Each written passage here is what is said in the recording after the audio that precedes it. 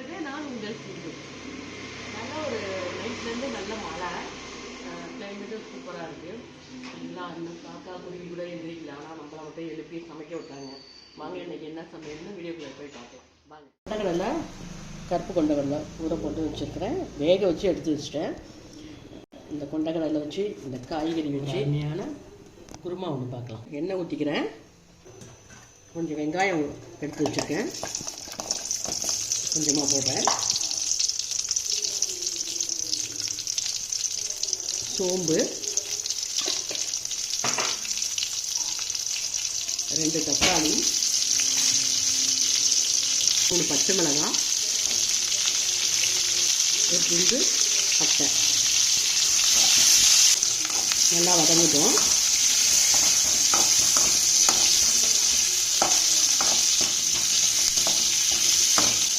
இப்போது தேங்காய் துருவி எடுத்து வச்சுருக்கேன், அதை சேர்த்துக்கிறேன்.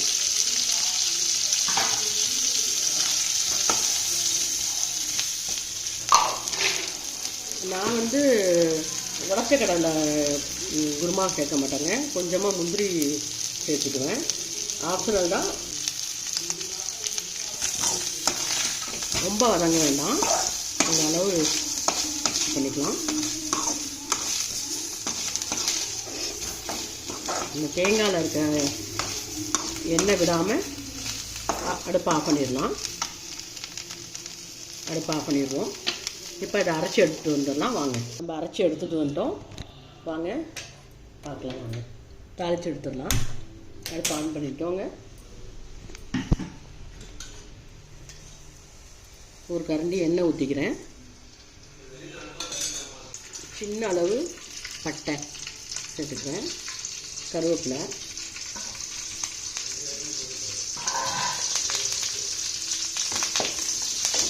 அரை வெங்காயம், பெரிய வெங்காயத்தில் ஒரு சும்மா அரை இது மட்டும் எடுத்துக்கோங்க. நல்லா வதங்கிட்டோம். ஒரு தக்காளி சேர்த்துக்கிறேன்,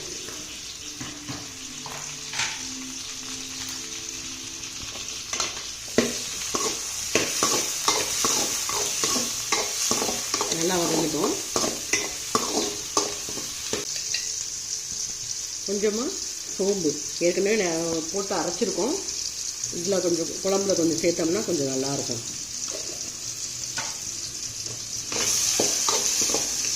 இப்போ இது பாருங்க, காய்கறிகள்லாம் கழுவி கட் பண்ணி எடுத்து வச்சுருக்கேன். இந்த காய்கறிகள்லாம் சேர்த்துக்கிறேன். கத்திரிக்காய், முருங்கைக்காய், உருளைக்கிழங்கு, அப்புறம் நீங்கள் உங்கள்கிட்ட ஏதாவது கேரட்டு, பீன்ஸு இருந்தாலும் போடலாம், நல்லாயிருக்கும்.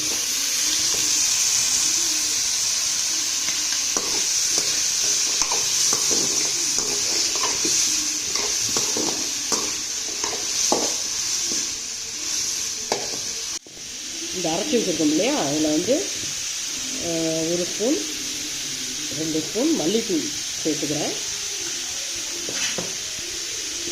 ஒரே 1 ஸ்பூன் மிளகாத்தூள் சேர்த்துக்கிறேன்,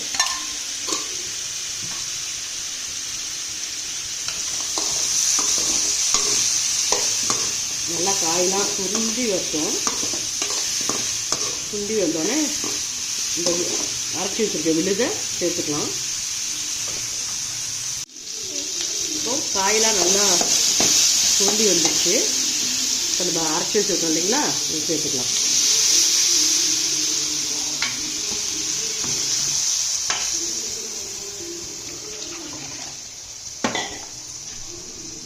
எவ்வளோ தேவையோ அவ்வளோ அளவுக்கு தண்ணி சேர்த்துக்கோங்க.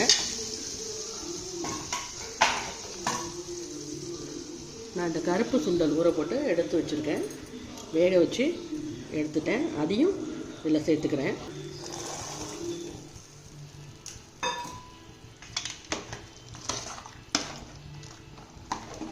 கொஞ்சமாக உப்பு சேர்த்துக்கிறேன்,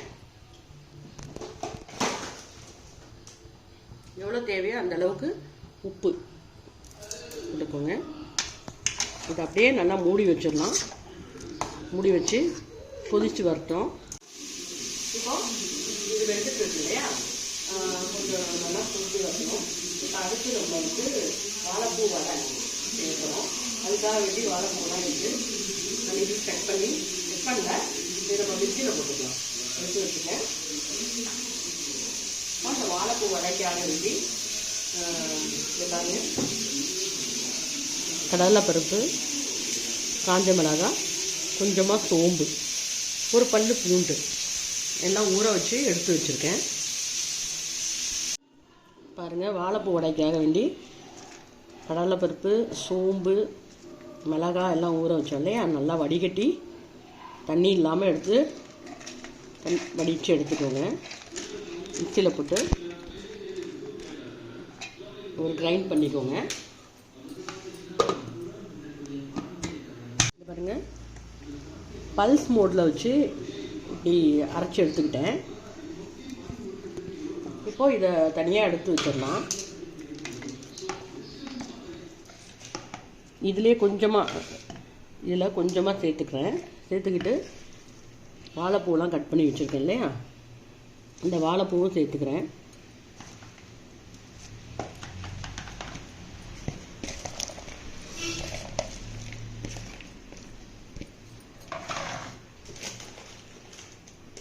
தேவையான அளவு உப்பு சேர்த்துக்கலாம்.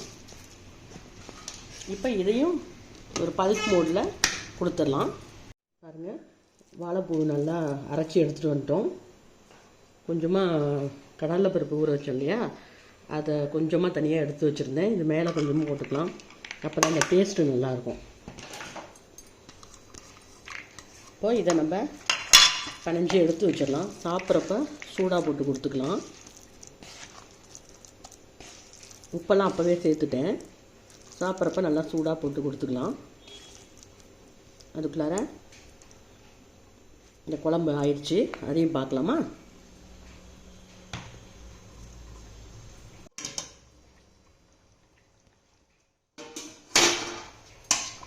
பாருங்க, குழம்பு ஆயிடுச்சு.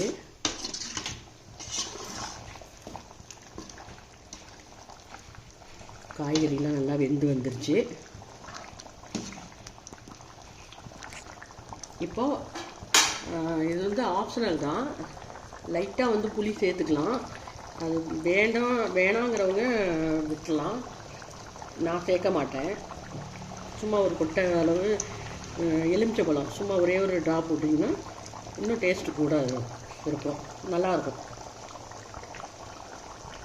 பாருங்க, நம்ம வடைக்கு அரைச்சி எடுத்து வச்சோம் இல்லையா, இப்போது எண்ணெய் காஞ்சிருச்சு, போட்டுடலாம்.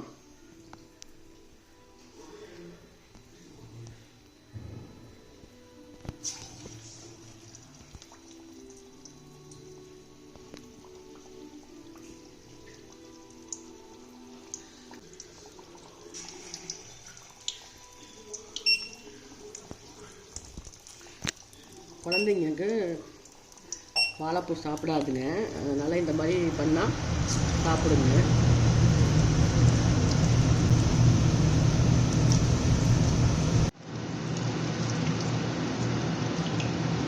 நல்லா மொறுமொறுன்னு எடுக்கலாம், கருப்பாகாமல் சிம்மில் வச்சு எடுத்துக்கோங்க. ஏன்னா உள்ளார வந்து சில டைமில் வெந்திருக்கும், சில டைம் வேகாமல் இருக்கும்.